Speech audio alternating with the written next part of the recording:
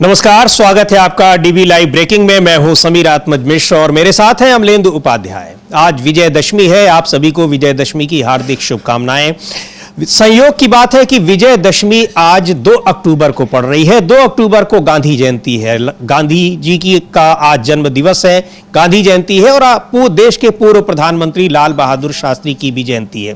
और ये दो जो कार्यक्रम आज कोइंसिडेंस है, ये जो संयोग है, यानी आज विजयदशमी के दिन गांधी जयंती पड़ना, ये अपने आप में बहुत विचित्र संयोग है। इस मामले में विचित्र संयोग है क्योंकि आज ही के दिन राष्ट्रीय स्वयंसेवक संघ की स्थापना हुई थी। आरएसएस की स्थापना 100 साल पहले विजयदशमी के दिन हुई थी और विजयदशमी आज पड़ रही है 2 अक्टूबर को।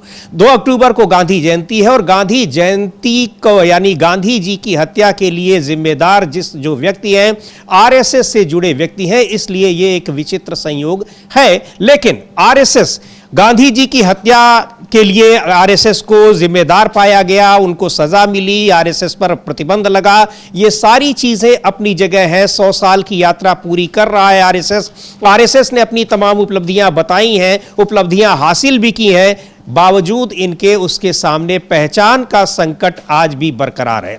वो अपने को एक दिखाने की कोशिश अभी भी करता रहता है, लेकिन कामयाब नहीं होता कि पूरे देश में उसकी स्वीकारोक्ति है। अपनी स्वीकार्यता को बढ़ाने के लिए हाल के दिनों में, अभी पिछले दिनों भी हम लोगों ने जिक्र किया कि किस तरह से देश के चीफ जस्टिस ऑफ इंडिया की माता, उनको जो है उन्होंने अपने कार्यक्रम में आमंत्रित किया, लेकिन उन्होंने साफ तौर पर जाने से मना कर दिया। तो अलग अलग विचारधारा के लोगों, अलग अलग पृष्ठभूमि के लोगों को आरएसएस अपने कार्यक्रम में इसलिए बुलाता है। इसके अलावा भी बहुत सारे ऐसे मुद्दे हैं, बहुत सारे ऐसे दाग हैं जो आरएसएस के ऊपर हैं, जो आज भी बरकरार हैं और उनको धुलने की कोशिश कई तरह से की जाती है, लेकिन वो धुल नहीं पाते हैं। क्या है ये सारी चीजें, इन पर हम लोग चर्चा करेंगे, लेकिन ये पहले ये देखेंगे कि किस तरह से आज जब नागपुर में, जहां संघ का मुख्यालय है, वहां के कार्यक्रम में आरएसएस के प्रमुख मोहन भागवत ने क्या कुछ कहा। तमाम मुद्दों पर उन्होंने चर्चा की, आरएसएस की उपलब्धियों पर भी चर्चा की और यह भी कहा, सरकार की को लेकर भी उन्होंने तमाम बातें कही हैं। इन सारी चीजों पर हम बात करेंगे, लेकिन कल जिस तरीके से प्रधानमंत्री ने आरएसएस की प्रशंसा की, देश के स्वाधीनता संग्राम में उनके योगदान की बात की, उसको लेकर तमाम सवाल उठ रहे हैं। इन सारे सवालों पर चर्चा करेंगे आरएसएस पर। लेकिन जो पहचान का संकट है वो क्यों बरकरार है और अभी भी उस संकट से उबरने की कोशिश में आरएसएस लगा हुआ है, कामयाबी नहीं मिल रही है, वो जानने की भी जरूरत है। अमलेंदु जी, अभी भी आरएसएस को यह लगता है कि हम अपनी स्वीकार्यता को अलग अलग क्षेत्रों में, अलग अलग समुदाय के लोगों में बढ़ाएं, ताकि लोगों को लगे कि यह पूरे देश का प्रतिनिधित्व करने वाली संस्था है, लेकिन कामयाब नहीं हो रही है क्योंकि उसकी नीतियां, उसकी कार्यशैली और तमाम उसकी जो विचारधारा है वो लोगों के भीतर कहीं ना कहीं संदेह पैदा करती है, खासतौर पर संविधान को लेकर और देश की जो सामाजिक संस्कृति है उसको लेकर। हाँ समीर जी, बिल्कुल। एक तो आरएसएस अभी तक उसने अपना पंजीकरण नहीं कराया है, अभी भी गैर पंजीकृत संगठन है। समीर जी, दुनिया के इतिहास में कहीं भी ऐसा नहीं है कि 100 साल तक कोई संगठन अपना पंजीकरण ही ना कराए और दुनिया का सबसे बड़ा अपने को वो एनजीओ कहने का दावा करे।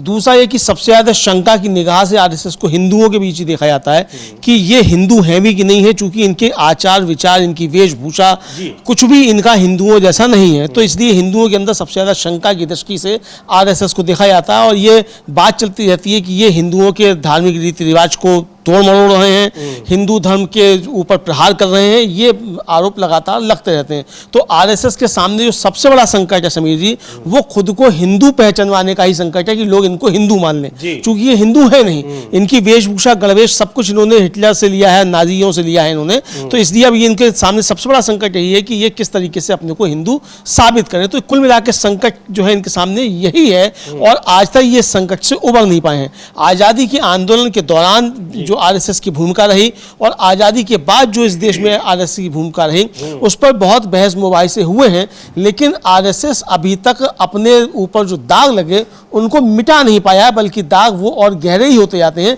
जितना वो मिटाने की कोशिश करता है। अब प्रधानमंत्री नरेंद्र मोदी ने कल जिस तरीके से आरएसएस की प्रशंसा की, उसकी स्तुति गान किया, उसने आरएसएस के ऊपर और ज्यादा सवाल खड़े कर दिए।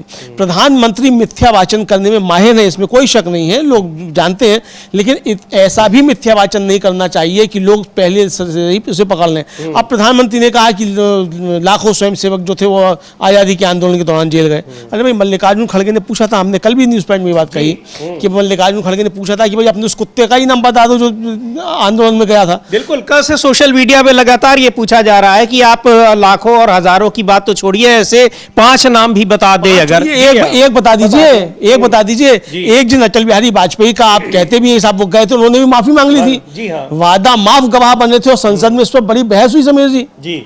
और उनका फिर जो माफीनामा था वो सामने आ गया। फिर ये कह पल्ला छुड़ाया कि साहब अटल जी की उसमें उम्र कम थी, 17 वर्ष की थी। अरे 17 वर्ष की उम्र कम थी, और भगत सिंह की जब फांसी पर चढ़े तब उम्र क्या थी? मदन लाल ढींगरा की क्या थी? खुदीराम बोस की क्या थी? तो ये सवाल उठते हैं। तो मतलब इनका पूरा का पूरा इतिहास जो है वो आज़ादी के आंदोलन से विश्वासघात कर रहा है। ये लगातार जो है वो चर्चा होती रहती है। ये बिल्कुल, और चूंकि जिस समय आरएसएस का गठन हुआ है, 1925 में आरएसएस की स्थापना हुई, उस समय स्वतंत्रता संग्राम अपने चरम पर था और अंग्रेजों को हटाने का, अंग्रेजों से आज़ादी का आंदोलन चल रहा था। गांधी जी उस आंदोलन को लीड कर रहे थे। लेकिन उसी समय जब आरएसएस बनता है, तब आरएसएस आंदोलन, ये संगठन आजादी के आंदोलन के बजाय वो अंग्रेजों का साथ देता है। इसको लेकर तमाम ऐतिहासिक तथ्य हैं। हालांकि बहुत सारे लेख, बहुत सारी किताबें तमाम आरएसएस के लोगों ने इस तरह से लिखने की कोशिश की है और इन ऐतिहासिक तथ्यों पर पर्दा डालने की भी कोशिश की है, जिससे लोगों को इसमें भ्रम हो। लेकिन जो ऐतिहासिक तथ्य हैं, और ये कोई 1000-2000 साल पुरानी घटना भी नहीं है, ये तो ताजा तरीन घटना है, 100 साल 150 साल पुरानी है। इसमें आप क्या किन चीजों को बदल देंगे? लेकिन बहुत सारी चीजें हैं कि बदलने की कोशिश की जा रही है। पहचान का संकट आरएसएस के सामने बना हुआ है। एक बार सुन लेते हैं क्या कहा है आज अपने इस स्थापना दिवस समारोह में मोहन भागवत ने, जो संघ प्रमुख है। तमाम मुद्दों पर बात की है उन्होंने और बताया किस तरीके से उन्होंने आरएसएस के बारे में बात की और उसके अलावा कि आरएसएस किस तरह से अपनी भूमिका अदा कर रहा है। लेकिन उस भूमिका को लेकर भी बड़े सवाल उठते हैं, उस पर भी हम लोग चर्चा करेंगे। पहले सुन लेते हैं कि मोहन भागवत ने इस नागपुर में अपने जो ये स्थापना दिवस कार्यक्रम है, समारोह है, इसमें क्या कहा। कि अभी हाल में अमेरिका ने जो नई टैरिफ नीति अपनाई, उनके अपने हित के लिए अपनाई होगी, लेकिन उसकी मार तो सभी पर पड़ रही है। इसलिए ये सारा परिदृश्य अथवा ये सारी प्रचलित पद्धति, उस पर हम निर्भर हो जाए ऐसी नहीं है। विश्व में, विश्व का जीवन परस्पर निर्भरता से ही चलता है। राष्ट्रों में आपस में सब प्रकार के संबंध होने पड़ते हैं। अकेला राष्ट्र अलगाव में, आइसोलेशन में जी नहीं सकता। परंतु ये निर्भरता मजबूरी में न बदल जाए, क्योंकि वो कब बदलेगी, कैसे बदलेगी, उसका कोई पता नहीं। और इसलिए इस निर्भरता को मानते हुए, विश्व जीवन की एकता को मानते हुए, हमको इसको मजबूरी न बनाते हुए जीना अगर है तो स्वदेशी और स्वावलंबन, तो स्वदेशी और स्वावलंबन और वैश्विक भागीदारी की, सहभागिता की बात करते हैं। और ये सवाल ये भी उठते हैं कि वैश्विक सहभागिता की बात करते हैं, लेकिन आरएसएस के ऊपर देश के भीतर ही सांप्रदायिक सौहार्द को बिगाड़ने के भी आरोप लगते हैं। हाँ बिल्कुल समीर, सिर्फ बिगाड़ने के आरोप नहीं लगते हैं समीर जी, बल्कि देश के एकता के खिलाफ और देश के संविधान के खिलाफ जाकर काम करने के आरोप लगते रहे। आरोप ये भी लगते रहे कि भारत में अब तक जितने भी दंगे हुए हैं, उन सबके दंगों की अगर जांच रिपोर्ट निकाली जाए, उनमें अधिकांश में आरएसएस का नाम किसी न किसी तरीके से जुड़ा हुआ है। अब नरेंद्र मोदी तो कह रहे हैं कि ये षड्यंत्र है एक तरीके से। वो तो बता रहे हैं कि गुरु जी जो थे उनको जेल भेजा गया, षड्यंत्र के तहत भेजा गया, झूठे मुकदमे में। लेकिन नरेंद्र मोदी ने यह नहीं बताया कि वो झूठा मुकदमा कौन सा था जिस मुकदमे में उनको जेल भेजा गया, ये उन्होंने पूछा। और मजे की बात यह समीर जी कि आरएसएस के 100 साल पूरे हो रहे हैं। आरएसएस के संस्थापक थे डॉक्टर हेडगेवार, और उनके सहयोगी समझे जा सकते हैं बीएस मुंजे, जो बीएस मुंजे गए थे नाजियों के पास और उनसे मिलकर आए थे और वहीं से सब कुछ वो सब लेकर आए। वही उनके एक तरीके से वैचारिक जो है वो है। लेकिन सबसे ज्यादा याद किए जा रहे हैं गुरु गोलवलकर, जो दूसरे सदस्य संचालक थे। ऐसा क्यों है, इसके पीछे भी चर्चा करना मुझे लगता है थोड़ा ज्यादा जरूरी है। ऐसा इसलिए है कि आरएसएस आज जिस शक्ल में दिखाई देता है, उस शक्ल में जो उसको अख्तियार मतलब रूप दिया वो गोलवलकर ने ही दिया, और गोलवलकर ने ही वो सारी चीज़ें तय की कि किस तरीके से मनुस्मृति पे आगे चलेगा आरएसएस, किस तरीके से कम्युनिस्टों के खिलाफ, तिरंगे झंडे के खिलाफ, संविधान के खिलाफ ये सब आरएसएस काम करेगा। ये सब गोलवलकर ने ही तय किया। किस तरीके से गांधी हत्या को गांधीवध कहा जाएगा, ये भी एक पत्रकार अपने को कहते हैं, एक चैनल के मालिक हैं, मैं देख रहा था, बहुत बेशर्मी भरा ट्वीट था उनका कि आरएसएस पे आरोप लगे गांधीवध से लेकर गांधीवध इस्तेमाल किया उस नालायक आदमी ने, यही शब्द कहा जाएगा समीर जी। वो नालायक आदमी एक टीवी चैनल का मालिक है, अरुण जेटली का बहुत नजदीकी था, वो कह रहा है गांधीवध। तो ये कैसे गांधीवध इस्तेमाल किया जाएगा, ये कहा गया। तो ये सारा जो था वो हेडगेवार की बजाय गोलवलकर ने किया।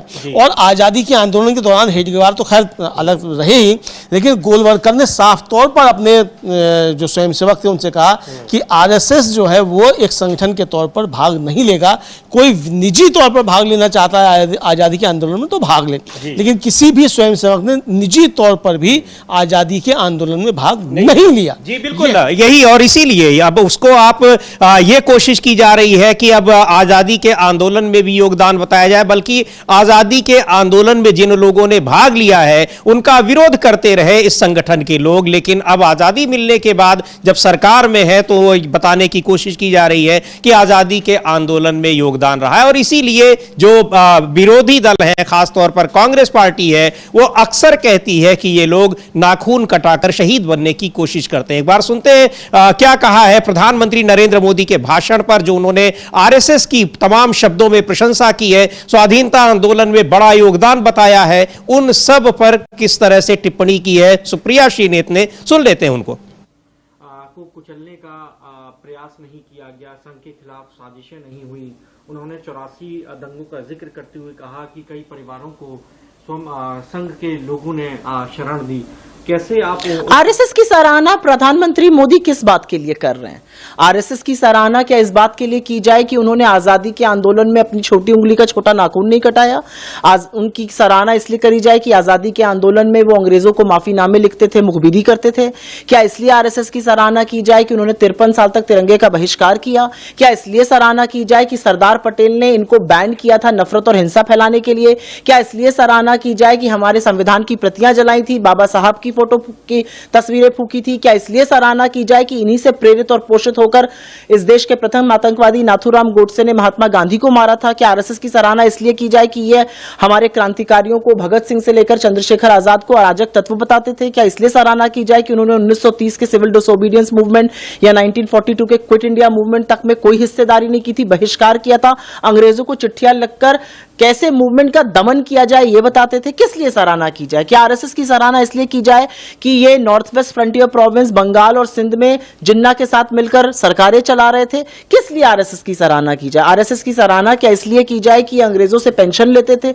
आरएसएस की सराहना क्या इसलिए की जाए कि ये भाई को भाई से हमेशा लड़ाते थे? आरएसएस की सराहना क्या इसलिए की जाए कि इनके 100 साल के इतिहास में एक दलित, एक पिछड़ा, एक आदिवासी प्रमुख नहीं हुआ? ये घोर जातिवादी हैं, ये घोर सांप्रदायिक हैं। क्या इसलिए सराहना की जाए? क्या इसलिए सराहना की जाए कि ये महिलाओं को दोयम दर्जे का नागरिक मानते हैं, अपनी संस्था तक में इन्होंने उनको हिस्सेदारी नहीं दी है? क्या इसलिए सराहना की जाए कि ये मनुस्मृति की बात करते हैं, जो महिलाओं को, हाशिए पर पड़े लोगों को, दलितों को, वंचितों को, शोषितों को बिल्कुल निम्न श्रेणी का लोग मानते हैं? किस बारे में आरएसएस की सराहना की जाए? आरएसएस की सराहना प्रधानमंत्री के भाषण से या एक सिक्का रिलीज करने से नहीं हो सकती। आरएसएस वो संस्था है जिसके हाथ महात्मा गांधी के खून से सने हुए हैं। आरएसएस वो संस्था है जिसको इस देश के प्रथम गृह मंत्री सरदार पटेल ने बैन किया था, और यह कहकर बैन किया था कि उनकी भूमिका है महात्मा गांधी की हत्या में। मेरे लिए आरएसएस का सच ये, इधर उधर की बातें करने से आरएसएस का सिया सच नहीं बदलेगा। जो देशभक्त थे वो जंग में गए, जो कायर थे वो संग में गए। ये असलियत है आरएसएस की। मैम तो ये आरएसएस की प्रशंसा किस लिए की जाए, तमाम उन चीजों का जिक्र कर रही हैं सुप्रिया श्रीनेत जो जिनकी चर्चा होती है, और आरएसएस को लेकर तमाम सवाल उठते हैं। सबसे ज्यादा सवाल एक तो स्वतंत्रता संग्राम में उनकी भूमिका की, और दूसरे महात्मा गांधी के हत्या को लेकर किस तरीके से आरएसएस को दोषी ठहराया जाता है, और इसी वजह से उन पर प्रतिबंध लगाया गया 1948 में जब महात्मा गांधी की हत्या हुई। चूंकि नाथूराम गोडसे जिन्होंने महात्मा गांधी की हत्या की वो आरएसएस के ही सदस्य थे, और ये इस बात पर भी पर्दा डालने की कोशिश होती है, लेकिन उनके परिवार के लोगों ने ही तमाम इंटरव्यू में बाद में भी स्वीकार किया है कि उनका केवल वही नहीं बल्कि उनका पूरा का पूरा परिवार आरएसएस का सदस्य रहा है। बहुत सारे आरोपों से घिरा हुआ रहा है और उसके बाद भी 3 बार प्रतिबंध लगा आरएसएस पर। आरएसएस में गुपचुप तरीके से जो काम करने की शैली रही उसको लेकर हमेशा जो है वो संदेह के घेरे में रहा। इसीलिए सवाल उठा रही हैं सुप्रिया श्रीनेत कि आखिर किस काम के लिए प्रशंसा की जाए, संगठन कैसे चलता है उसके बारे में कोई स्पष्ट जानकारी नहीं है, कहीं उसका रजिस्ट्रेशन नहीं है, फंडिंग कैसे होती है उसके बारे में कोई जानकारी नहीं है, लेकिन संगठन ये चल रहा है। हालांकि ये भी एक उसकी उपलब्धि है। इन सब के बावजूद आज आरएसएस की विचारधारा की ही राजनीतिक पार्टी सत्ता में है और लगातार तीसरी बार सत्ता में है। पर यहां एक और बड़ा महत्वपूर्ण सवाल है। 1966 में सरकारी कर्मचारियों पर आरएसएस से संबंध रखने पर उन्हें उसके लिए मनाही थी, कार्रवाई के लिए आदेश जारी किया गया था, लेकिन इस आदेश को कई बार जो रिपीट किया गया, पर इस आदेश को पूर्ण बहुमत की बीजेपी सरकार ने 10 साल तक खत्म नहीं किया। यह खत्म किया गया है पिछले साल 2024 में, जब अल्पमत की सरकार बनती है भारतीय जनता पार्टी की। तो इन सारी चीजों को लेकर बीजेपी और आरएसएस के बीच भी तमाम खटपट की खबरें होती है, लेकिन दोनों ही पार्टी संगठन, एक राजनीतिक पार्टी और एक संगठन एक दूसरे के पूरक हैं, एक दूसरे की मदद करते हैं। और कल प्रधानमंत्री नरेंद्र मोदी ने भी इस बात को स्पष्ट कर दिया कि दोनों एक ही तरीके से सोचते हैं और काम करते हैं, कोई फर्क दोनों में नहीं है। तो ये सारी चीजें, लेकिन आरएसएस पहचान के संकट से अभी भी घिरा हुआ है। वो चाहता है कि उसके ऊपर जो तमाम आरोप लगे हैं उन पर कैसे उस पर पर्दा डाला जा सके, लेकिन ऐतिहासिक तथ्य है पर्दा उन पर डालना बहुत मुश्किल है। हाँ समीर जी, पर्दा उन पर डालना बहुत मुश्किल है, बल्कि पर्दे जो पड़े हुए हैं वो और उखड़ते जाते हैं। अब नरेंद्र मोदी ने जो बोल दिया उसके बाद इतने पर्दे जो हैं वो उखड़ रहे हैं कि पर्दे जो खींची जा रही हैं। अटल बिहारी वाजपेयी की भी पर्दे उखड़ना शुरू हो गई कि भाई वो किस तरीके से वादा माफ गवाह बने थे और अपने ही रिश्तेदारों के खिलाफ गवाही दी थी। लीलाधर वाजपेयी ककुआ जो कहे जाते थे तो उनके रिश्तेदार ही थे और उनके खिलाफ ही गवाही दी थी आजादी के आंदोलन में, और वादा माफ गवाह बन गए थे अटल बिहारी वाजपेयी। उसको लेकर बहुत उखाड़ पछाड़ हुई और फिर अटल बिहारी वाजपेयी का वो माफीनामा भी आ गया। मुझे ध्यान पड़ता है समीर जी, अटल बिहारी वाजपेयी की जब सरकार थी, जब प्रधानमंत्री थे, उस समय शायद फ्रंटलाइन पत्रिका ने पूरा माफीनामा जो था वो छापा था और लालू प्रसाद यादव ने सदन में उसको रखा था कि ये माफीनामा इनका है। उसमें काफी ज्यादा बहस मुबाहिसे से हुए थे। तो वो सारी चीजें फिर से उखड़ के आ रही हैं। तो ये नरेंद्र मोदी ने एक तरीके से कहा जाए पर्दे जो है वो आरएसएस की उधेड़ कर रख दी। मैं शुरू से कहता रहा हूं समीर जी कि नरेंद्र मोदी ही वो व्यक्ति हैं जो आरएसएस को जमीन में गाड़ेंगे, और वो कर रहे हैं, ये काम अच्छे से कर रहे हैं। कल देखिए, आज आरएसएस के 100 वर्ष पूरे हो रहे हैं, आरएसएस अपना कार्यक्रम कर रहा है। उससे पहले नरेंद्र मोदी ने अपना कार्यक्रम कर लिया। उस कार्यक्रम में मोहन भागवत उसमें मोहन भागवत नहीं थे, आज मोहन भागवत कर रहे हैं, उसमें नरेंद्र मोदी नहीं है जी। तो जो इसका मतलब कल नरेंद्र मोदी ने ये बता दिया कि नरेंद्र मोदी नाम का व्यक्ति अब आरएसएस से बड़ा हो चुका है। तो सबसे बड़ा संकट तो आरएसएस का अंदर का संकट है कि अब नरेंद्र मोदी बड़े हैं कि आरएसएस बड़ा है जी। और कल नरेंद्र मोदी ने जिस तरीके से प्रमाण पत्र बांटे हैं समीर जी, उससे तो साफ मालूम पड़ता है कि नरेंद्र मोदी अब बड़े हैं, आरएसएस छोटा है। अब मोहन भागवत आज क्या कहते हैं उससे क्या लेना देना जी। अगर है तो साफ साफ कहें कि नरेंद्र मोदी जो है वो आरएसएस के ही बच्चे हैं, ये मोहन भागवत साफ कहें, और हम जब चाहें तब उन्हें हटा सकते हैं, कहें हिम्मत है तो, लेकिन हिम्मत नहीं है। तो ये संकट भी और ज्यादा बढ़ रहा है। मतलब एक तरफ तो संकट ये कि देश जो है उनको हिंदू मान लिया आरएसएस को, जो देश मानने को तैयार नहीं है, हिंदू इनको हिंदू मानने को तैयार नहीं है कि वो कहते हैं कि तो ये संघी है, ये आरएसएस वाले हैं, ये हाफ पैंट पहनते हैं, काली टोपी लगाते हैं, चमड़े के जूते पहनते हैं, चमड़े की बेल्ट पहनते हैं, तो हिंदू इनको हिंदू मानने को तैयार नहीं है। लेकिन है इनके सामने संकट। अब सबसे बड़ा संकट जो नरेंद्र मोदी ने खड़ा कर दिया है कि आरएसएस साबित करे कि वो नरेंद्र मोदी से बड़ा है। बिल्कुल, लेकिन एक चीज तो है अमलेंदु जी, ये तो आरएसएस की उपलब्धि है ही कि वो खुद उसकी निष्ठा संदिग्ध रही, स्वतंत्रता आंदोलन में संदिग्ध क्या रही वो जग जाहिर है कि किस तरह से वो अंग्रेजों के साथ रहे और स्वाधीनता आंदोलन के खिलाफ रहे। लेकिन आज स्थिति यह है कि उसी संगठन के जुड़े लोगों को राष्ट्रभक्ति का प्रमाण पत्र दे रहे हैं। तो यह एक बड़ी उपलब्धि है आरएसएस की। लेकिन आरएसएस को तो उदित राज जो कांग्रेस के नेता हैं और भारतीय जनता पार्टी के सांसद भी रह चुके हैं, वो आरएसएस को एक आतंकवादी संगठन बता रहे हैं, टेररिस्ट ऑर्गेनाइजेशन बता रहे हैं। क्यों बता रहे हैं, सुनते हैं उन्हीं से क्या कह रहे हैं वो। आरएसएस एक आतंकवादी संगठन है और आरएसएस आइडियोलॉजी ने ही गांधी जी की हत्या करी है। आज 2 अक्टूबर है और आज गांधी जयंती है। गांधी जी ने देश को आज़ाद कराया और गांधी जी के जन्मदिन पर एक हत्यारे संगठन का 100 वर्ष पूरा होने पर उत्सव मनाया जाए, ये बहुत ही दुखद बात है। और यह तो हिंसक जो लोग हैं और जो वो आज 100 वर्ष पूरा होने पर, उस संगठन के 100 वर्ष पूरा होने पर जो कममेमोरेटिव पोस्टल स्टैम्प जारी हुआ और सिक्का जारी हुआ, ये गांधी जी का अपमान है। तो गांधी जी का अपमान है ये। और लेकिन आज देखिए ये भी विडंबना है कि आरएसएस की एक आरएसएस से जुड़ा हुआ राजनीतिक संगठन, आनुषंगिक संगठन है भारतीय जनता पार्टी, और उसी पार्टी के नेता है प्रधानमंत्री नरेंद्र मोदी, गांधी जी को श्रद्धांजलि देने जा रहे हैं राजघाट पर। उसके विजुअल्स भी हम लोग देखेंगे।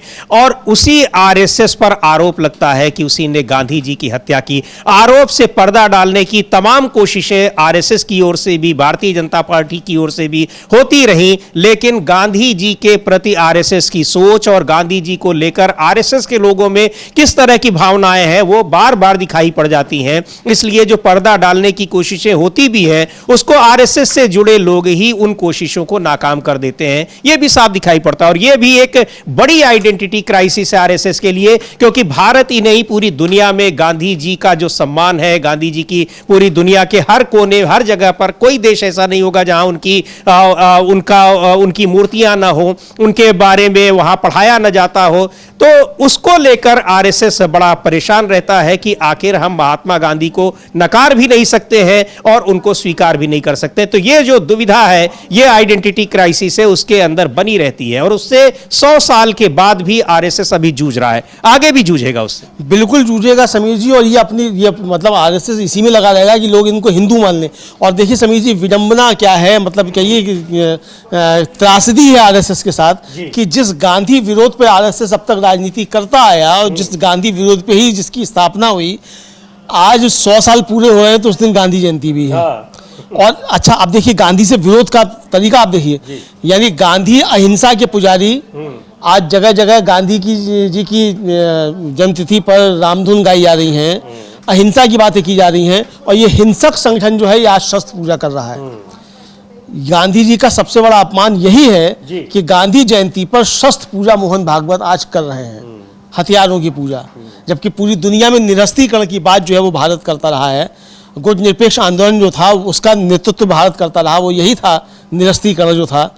और आरएसएस जो है वो हथियारों की पूजा कर रहा है। तो ये सबसे बड़ी जो है, एक तरीके से कहा जाए, गांधी का विरोध जो है उसको आरएसएस इस तरीके से अपना प्रकट कर रहा है। जी बिल्कुल। और इसको लेकर, और ये बिल्कुल सही बात है कि ये त्रासदी कही जाएगी कि आज जो आरएसएस का स्थापना दिवस और गांधी जयंती दोनों एक साथ पड़ रही है। और गांधी की के प्रति किस तरह की भावनाएं हैं आरएसएस के लोगों की, आरएसएस से जुड़े हुए संगठनों की, वो आए दिन प्रदर्शित होती रहती है। और आज भी वो सोशल मीडिया पर दिखाई पड़ रही है। ऐसा नहीं कि आज रुक गई हो, आज भी वो दिखाई पड़ रही है। और सोशल मीडिया पर तमाम लोग गांधी जी के बारे में बहुत कुछ लिख रहे हैं। खैर, सुन लेते हैं पवन खेड़ा को, कांग्रेस के नेता हैं, प्रवक्ता हैं, क्या कह रहे हैं आरएसएस को लेकर जो प्रधानमंत्री ने कहा, और आरएसएस की क्या भूमिका रही है स्वतंत्रता संग्राम में जिसका जिक्र प्रधानमंत्री कर रहे हैं, उसकी सच्चाई वो बता रहे हैं।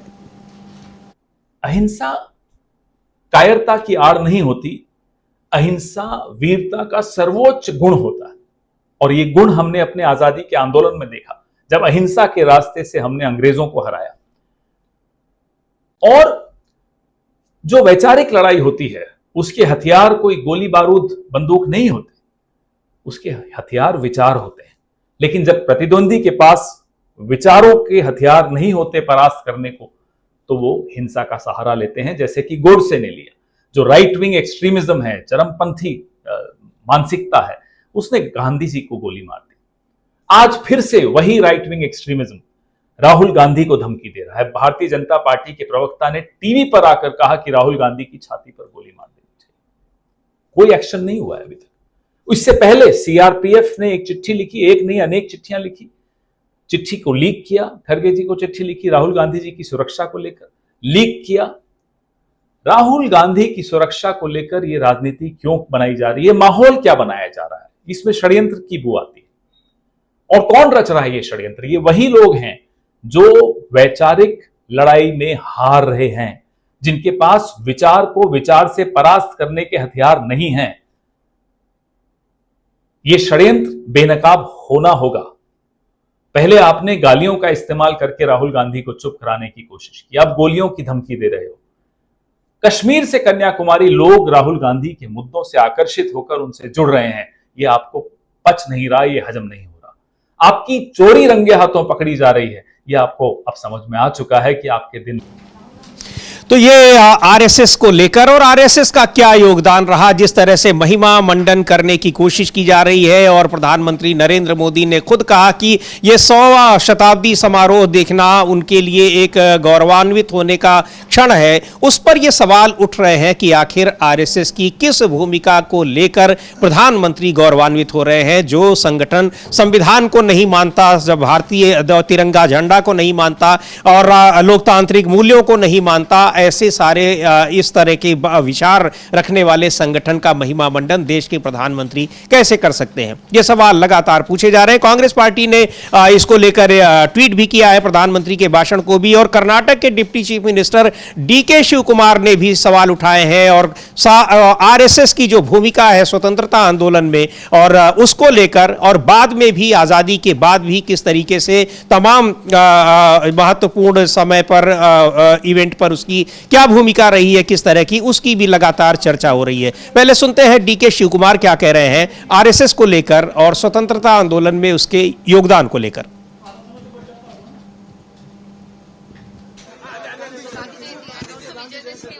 गांधी जयंती day, Dasara has come. Gandhi is for peace. So Dasara and Gandhiji have come together. We have decided to go on this Gandhi Bharat till the foundation day of the Congress party. We are going to take an Jyoti from Vidrashat. It will cover all the 224 assembly segment. So we will give a local program to everyone.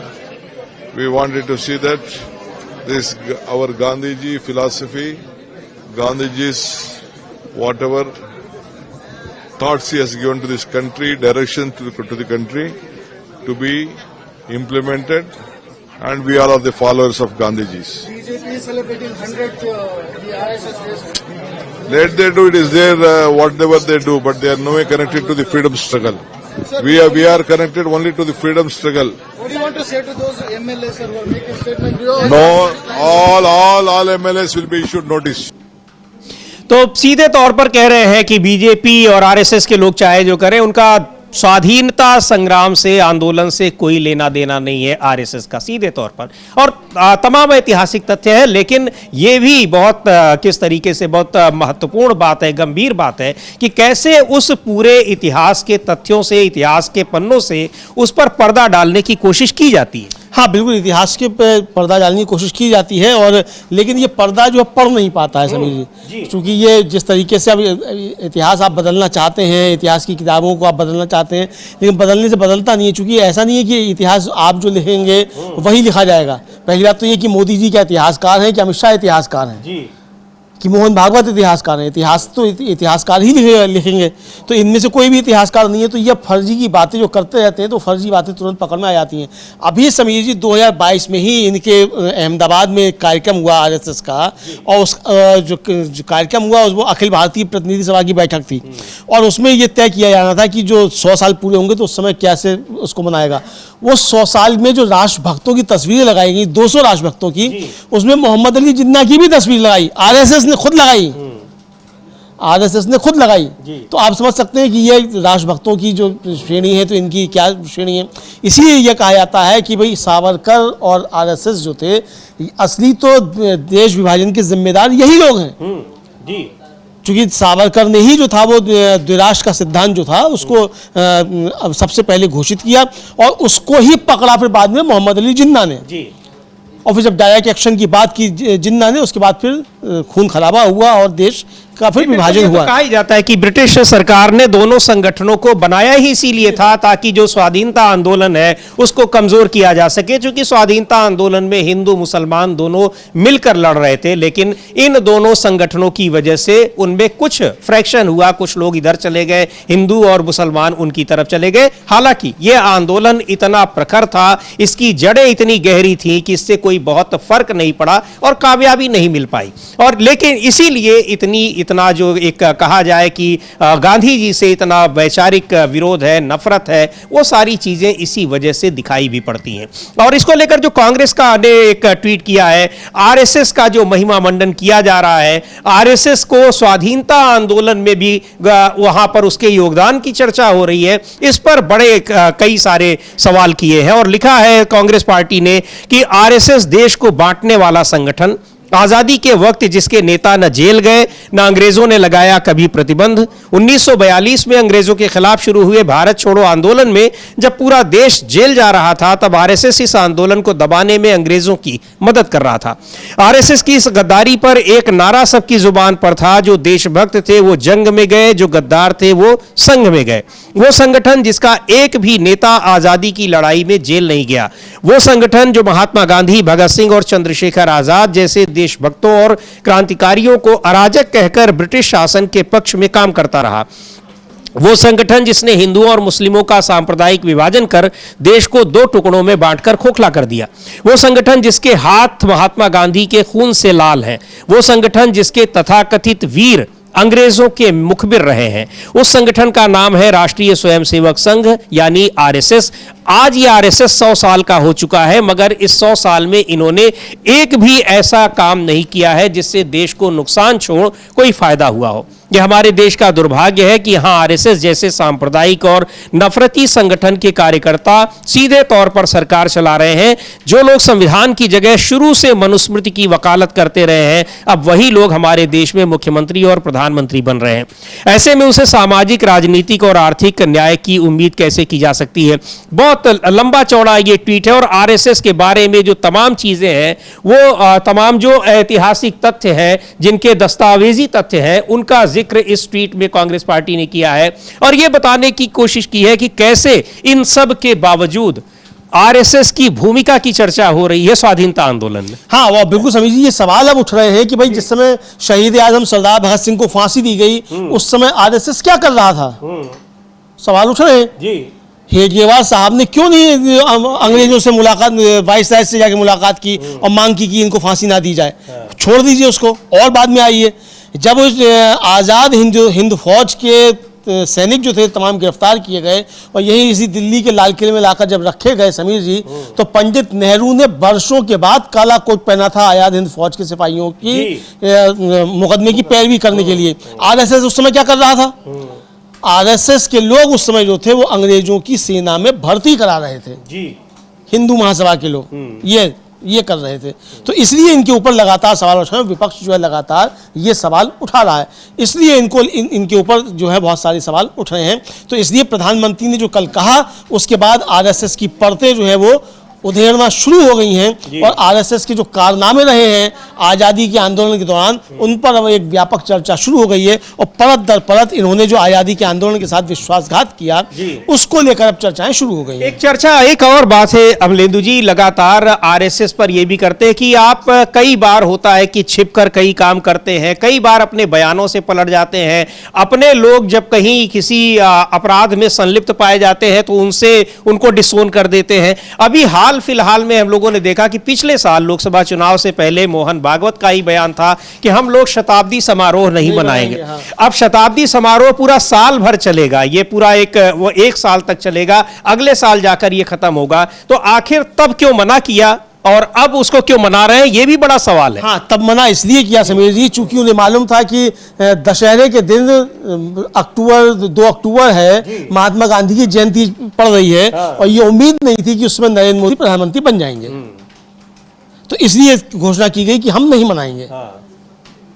और अब जो है चूंकि नरेंद्र मोदी तो BJP को संदेश देना चाह रहे हो कि हम ये चाह रहे हैं, हमको ऐसा लग रहा है कि आप नहीं बन सकते, जो संभावना दिख भी रही थी, और उस समय भी जेपी नड्डा ने कहा हमें तो आरएसएस की अब जरूरत ही नहीं है। तो ये जो फ्रैक्शंस थे दोनों के बीच में वो सतह पर थे और जिसकी वजह से ये बयान उन्होंने दिया। और कहा भी जाता है कि आरएसएस का ये बयान भी बीजेपी को 240 तक लाने में बड़ा कारगर रहा। अब हालांकि पता नहीं कारगर रहा या उसके जो मुद्दे थे या विपक्ष जिन मुद्दों को लेकर चल रहा था उनकी वजह से रहा, क्योंकि संविधान का मुद्दा बहुत महत्वपूर्ण था और संविधान को लेकर यह आशंका लोगों में एक पूरी तरीके से घर कर गई थी कि 400 पार का नारा ही इसलिए दिया जा रहा है कि संविधान को ये बदल देंगे, और आरएसएस की विचारधारा में वो सारी चीजें अक्सर दिखाई पड़ती रहती हैं। जेपी नड्डा का बयान जो समझ आया था वो आधा चुनाव बीत चुका था तब आया था जी। तो इसलिए आरएसएस ने बीजेपी के लिए काम नहीं किया ऐसा नहीं है, आरएसएस ने बीजेपी के लिए काम किया, लेकिन बीजेपी को लग रहा था, नरेंद्र मोदी को लग रहा था कि 400 पार हो रहा है,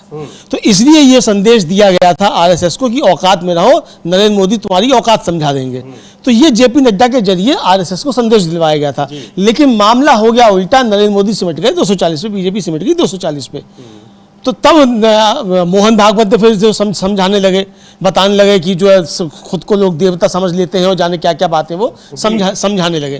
तो यानी ये आप समझ सकते हैं कि किस तरीके से ये इनके बीच उस समय जो थे संघर्ष। और अब खुद प्रधानमंत्री बैकफुट पर दिख रहे हैं। आरएसएस मोहन भागवत के जन्मदिन पर लेख लिखना, आरएसएस के साथ उसमें जाना है, और अब आज भी आरएसएस के बारे में बहुत सारी बातें कल जिस तरह से कहा है, तो ये चीजें दिखाई पड़ रही हैं कि अब इस समय शायद मजबूत आरएसएस अपने को पा रहा है। अब जो कुछ भी हो, लेकिन खींचतान दोनों में चलती रहती है, ये भी साफ दिखाई पड़ता है। हाँ, बिल्कुल खींचतान चलती रहती है। जैसा हम लोगों ने शुरू में चर्चा की कि नरेंद्र मोदी ने कल संदेश दे दिया कि नरेंद्र मोदी आरएसएस से बड़े हैं जी।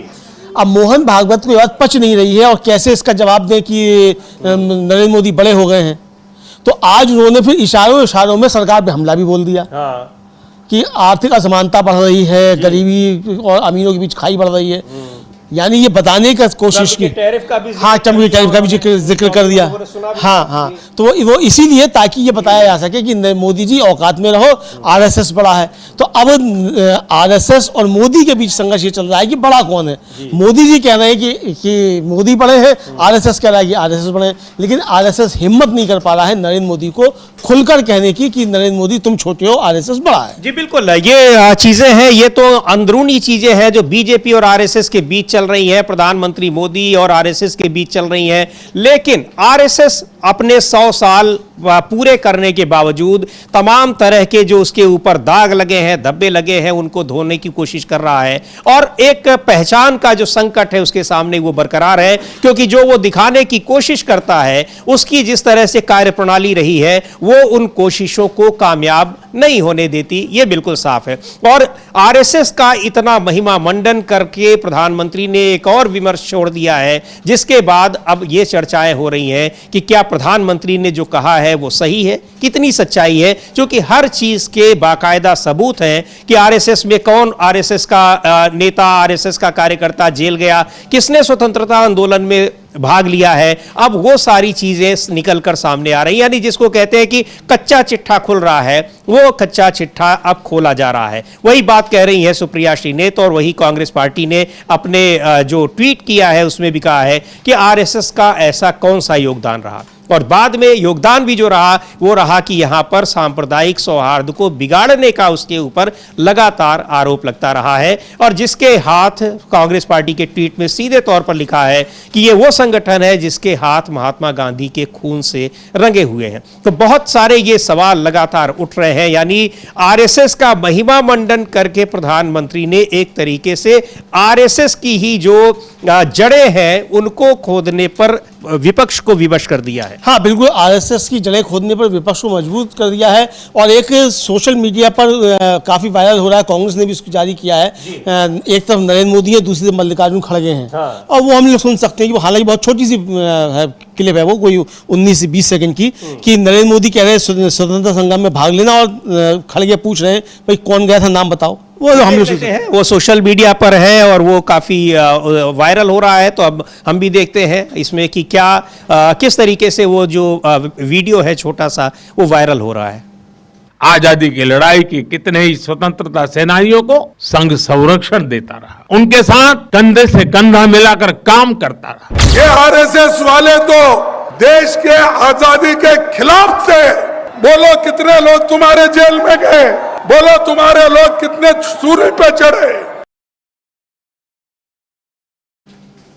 तो अब सीधे तौर पर यह पूछा जा रहा है और प्रधानमंत्री किस आधार पर कह रहे हैं, उनके पास कौन से तथ्य हैं, उनके पास कौन से दस्तावेज हैं, किसका विवरण उनके पास है, किस कार्यकर्ता का, किस नेता का जेल जाने का और स्वाधीनता आंदोलन में भाग लेने का। अब लोग ये पूछ रहे हैं कि आखिर ऐसा है कौन। यहां तक कि अमलेंदु जी, आज की भारतीय जनता पार्टी में भी ऐसे हजारों की संख्या में लोग हैं और तमाम बड़े पदों पर हैं जो 10 साल पहले उसी आरएसएस को से यही सवाल पूछा करते थे, बीजेपी से वही सवाल पूछा करते थे। और आज खुद जो पूर्व राष्ट्रपति है जगदीप धनखड़ साहब, जब वो राजस्थान में कांग्रेस के विधायक थे, उनका सदन के अंदर पूछा गया सवाल है कि भाई इनका चुनाव कहां होता है, ये अलोकतांत्रिक संस्था है और इसकी जांच होनी चाहिए, ये है उनका।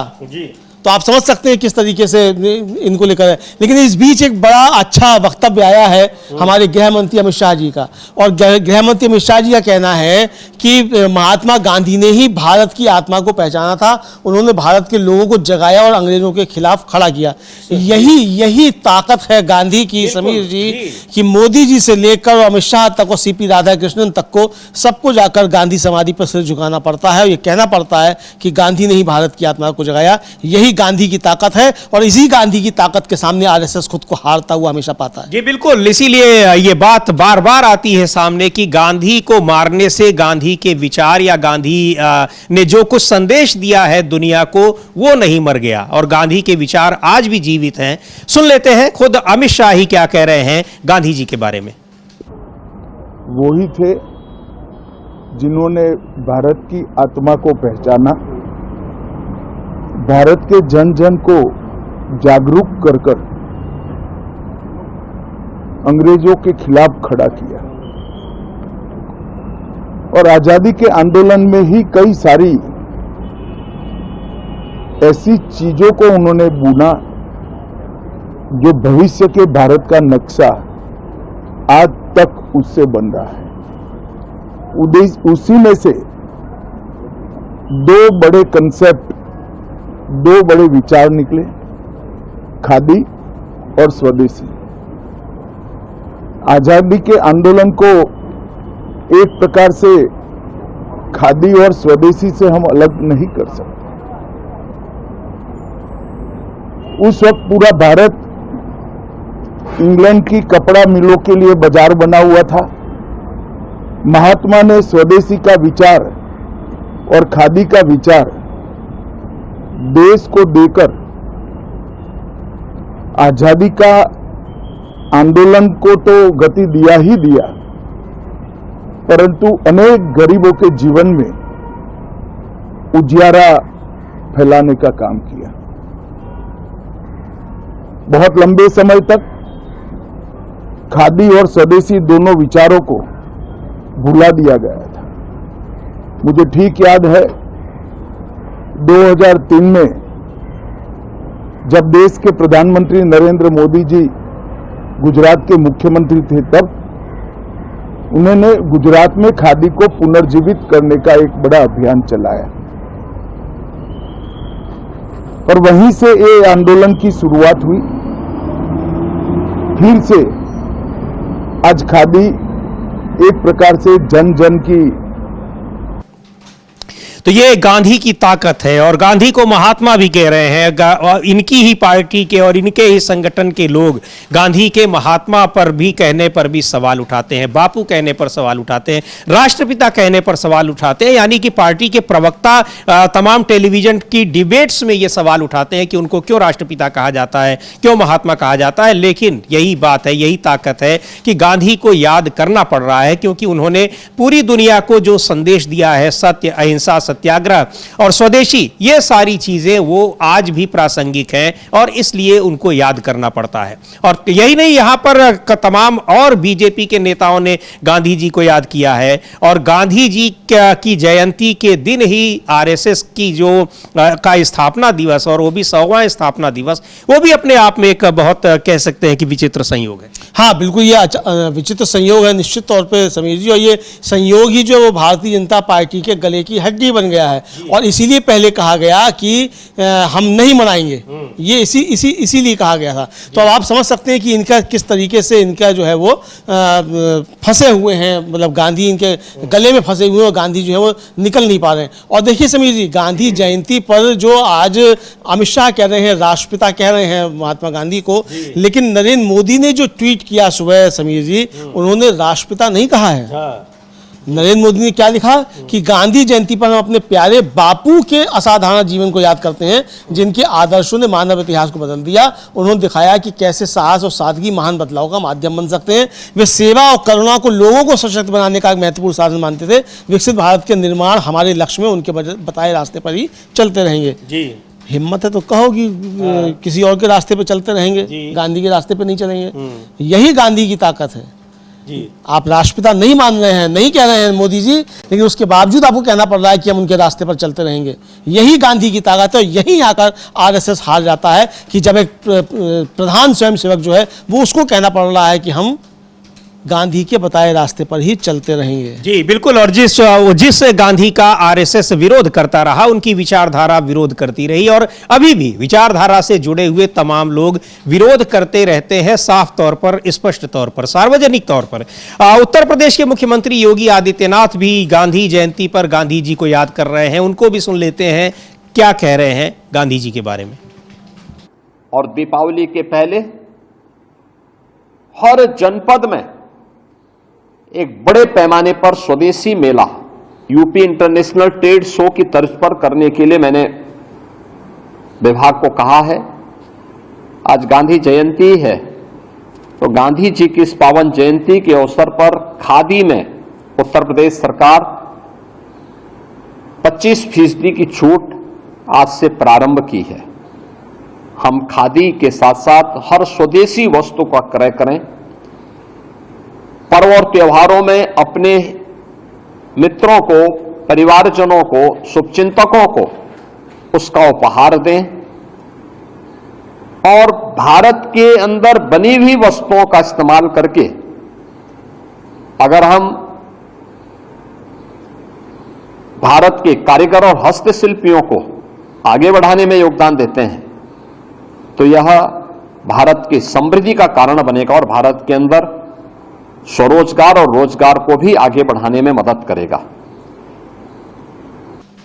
तो गांधी जयंती के पावन मौके पर ये खादी में छूट दे रहे हैं। हालांकि ये तो परंपरा बहुत पहले से चली आ रही है, लेकिन याद किया जा रहा है गांधी को, और ये एक मजबूरी है कि याद किया जा रहा है, क्योंकि गांधी के बताए रास्ते पर ही चलना मजबूरी है। गांधी ने जो रास्ता दिखाया है, उस रास्ते में बहुत सारी चीजें हैं जो देश को बेहतर रास्ते पर ले जा सकती है, और इस बात को गांधी के विरोधियों को भी मानना पड़ रहा है। हाँ बिल्कुल, गांधी के विरोधियों को मानना पड़ रहा है। और समीर जी, योगी जी तो हिंदू महासभा से आते हैं ओरिजिनली तो जी, और वो उससे आते हुए अगर योगी जी को कहना पड़ रहा है कि पावन पर्व पर, तो आप समझ सकते हैं गांधी की ताकत। तो यही गांधी की एक ताकत है, और आरएसएस गांधी की इसी ताकत से हमेशा बेचैन रहता है। तो ये साफ तौर पर दिखाई पड़ रहा है कि किस तरीके से गांधी की ताकत जो है वो इस समय परेशान करती है। गांधी जी ने जो सत्य अहिंसा का रास्ता अपनाया और जो रास्ता दिखाया, और जिस पर चलने का आह्वान भी किया, गांधी जी खुद पूरी जिंदगी भर चले, उस सत्य और अहिंसा से आरएसएस का 36 का जो है आंकड़ा रहता है, 36 का बैर रहता है, ये साफ तौर पर देखने में आता है समीर जी। बिल्कुल, ये साफ तौर पर देखने में आता है और इसीलिए यहाँ गांधी जी को एक तरीके से उनको खारिज करने की कोशिशों के बावजूद गांधी जी आज भी देश ही नहीं पूरी दुनिया में पूजे जाते हैं, याद किए जाते हैं। और आरएसएस इतनी ताकतवर होने के बावजूद, राजनीतिक ताकत हासिल करने के बावजूद अपनी पहचान को स्थापित करने के लिए संघर्ष कर रहा है। तो ये ताकत होती है सत्य की, अहिंसा की। जो कहा था गांधी जी ने कि यहां पर बड़ी बड़ी ताकतें इसके आगे पराजित हो सकती हैं और अहिंसा कोई कायरता का परिचायक नहीं होता है, इसके लिए बहुत आत्मबल की जरूरत पड़ती है। तो गांधी के विचार, गांधी की नीतियां, गांधी के संदेश ये कभी मरते नहीं हैं। भले ही उनकी जान ले ली गई, उनको मार दिया गया, लेकिन गांधी के विचार कैसे मर सकते हैं? और गांधी के विचारों को उन्हें भी मानने पर मजबूर होना पड़ता है जिन्होंने गांधी को मारा, जिनकी विचारधारा ने गांधी को मारा है, वो आज साफ दिखाई पड़ रहा है। और आइडेंटिटी क्राइसिस यानी पहचान का संकट जिस तरीके से आरएसएस के सामने बना हुआ है, वो उसकी ये मजबूरी को दिखा रहा है। कांग्रेस पार्टी ने एक स्वाधीनता आंदोलन का जब जिक्र आता है तो एक छोटा सा वीडियो उन्होंने ट्वीट किया है, ये बताने के लिए कि क्या योगदान रहा है आरएसएस का स्वाधीनता आंदोलन में, देश को आजाद कराने में, ब्रिटिश सरकार से लड़ने में, जिसका महिमा मंडन कर रहे हैं प्रधानमंत्री, जिसके बारे में बता रहे हैं कि आरएसएस के तमाम लोग जेल में गए और उन्होंने आजादी की लड़ाई लड़ी। देख लेते हैं, वो छोटा सा वीडियो है, उसमें वो किस तरीके से इतिहास के उन तथ्यों को बताने की कोशिश है जिनको झुठलाया जा रहा है। जो आरएसएस राष्ट्रवाद का ढोंग करता है, वही आरएसएस राष्ट्रीय आंदोलन के संघर्ष को कुचलने का षड्यंत्र रचता है। जो आरएसएस देशभक्ति का उपदेश देता है, वही आरएसएस राष्ट्र विरोधी गतिविधियों में भाग लेकर अंग्रेजों का साथ देता है, मुस्लिम लीग का साथ देता है। जब भारत वास्तव में स्वतंत्रता के लिए संघर्ष कर रहा था, तब आरएसएस कहां था? सड़कों पर नहीं, भारत छोड़ो आंदोलन के दौरान जेलों में नहीं, भारत के पक्ष में भी नहीं। 1942 गांधी जी ने आह्वान किया, करो या मरो। Here is a dictum for the non-violent soldier of freedom. Do or die.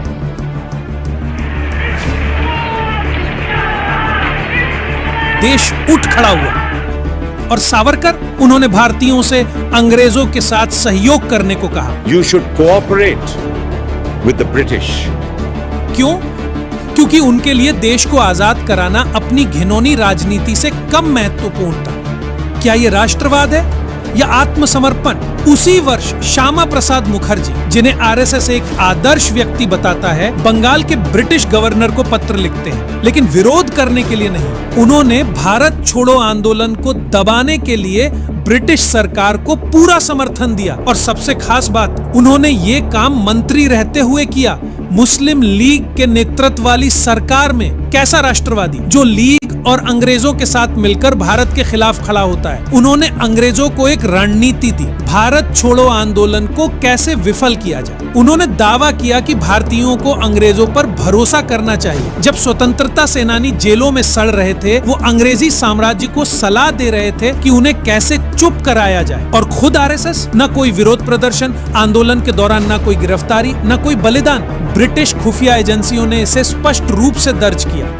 RSS 1925 से 1947 तक सभी ब्रिटिश विरोधी आंदोलनों से अलग रहा। भारत स्वतंत्रता के लिए संघर्ष कर रहा था, आरएसएस उसे कुचलने की साजिश रच रहा था, या उससे भी बुरा, दूसरे पक्ष की मदद कर रहा था। तो अगली बार जब आरएसएस राष्ट्र निर्माण का दावा करे, तो उनसे पूछिए, जब राष्ट्र का निर्माण हो रहा था तब आप कहां थे? क्योंकि सच्चे देशभक्तों ने संघर्ष चुना, उन्होंने जेलें चुनी, उन्होंने बलिदान चुना। आरएसएस ने चुप्पी चुनी, या उससे भी बुरा, सहयोग चुना। तो ये उन्हें इतिहास के विभिन्न कालखंड में क्या भूमिका रही और किस तरीके से ब्रिटिश सरकार का साथ दिया, खामोश रहे। स्वाधीनता आंदोलन जब अपने चरम पर था तो उस समय या तो ये अंग्रेजों का साथ देते रहे और यहाँ पर स्वाधीनता आंदोलन का विरोध करते रहे। ये इतिहास है और यही इस वीडियो के जरिए दिखाया गया है। लेकिन आरएसएस का महिमा मंडन करने की कोशिश की जा रही है और यही नहीं अमलेंदु जी, तमाम ऐसी चीजों को लेकर और ऐसे बिना किसी ऐतिहासिक तथ्यों के, जिस तरह से आजकल फिल्मों का दौर चल रहा है, लेकिन यह संतोष की बात है कि जो इस तरह के बिना किसी ऐतिहासिक तथ्यों के आधार पर चीजें बन रही हैं, जनता उनको खारिज कर दे रही है। कोई फिल्म इस तरह की लोगों के बीच उसकी उस स्वीकृति नहीं मिल पा रही है उसको। हाँ बिल्कुल, स्वीकृति नहीं मिल पा रही है और फिल्में वो उस तरीके की बुरी तरीके से फ्लॉप हो रही हैं। इसका मतलब जनता इनके झूठ और पाखंड को समझ चुकी है। समीर जी, यही समझा जा सकता है, इसीलिए इस तरीके की फिल्में चल नहीं पा रही हैं। लेकिन प्रधानमंत्री ने कल जिस तरीके से मतलब 100% 24 कैरेट का झूठ बोला है, उसके बाद अब आरएसएस की परतें उभरना शुरू हो गई हैं।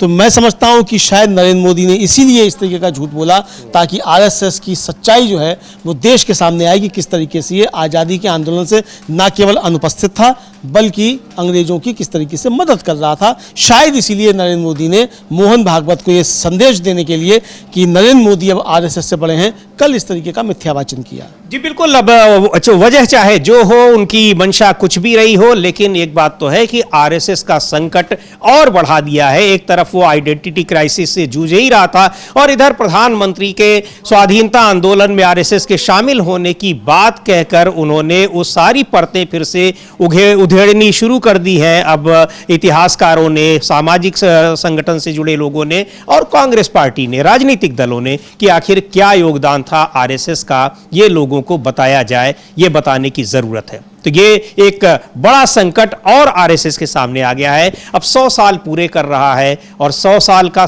समारोह भी मनाया जाएगा, जबकि पहले मोहन भागवत ने ही कहा था कि कोई समारोह हम लोग नहीं मनाएंगे, लेकिन अब मनाया जा रहा है। बहुत सारे सवाल अभी भी आरएसएस पर बने हुए हैं और आरएसएस की विचारधारा में तमाम ऐसी बातें हैं जो बड़ी एक देश की जनता के एक बड़े वर्ग में वो संदेह पैदा करती हैं। वो संदेह आज भी बने हुए हैं। तो क्या कुछ इन सब का नतीजा होता है? इनके पीछे जो कुछ भी प्रधानमंत्री ने कहा उसके पीछे क्या मंशा रही? ये सारी चीजें भी आने वाले दिनों में काफी कुछ स्पष्ट होती दिखाई पड़ेंगी। फिलहाल इस कार्यक्रम को भी यहीं समाप्त करते हैं। मुझे और अमलेंदु उपाध्याय को दीजिए अनुमति। नमस्कार।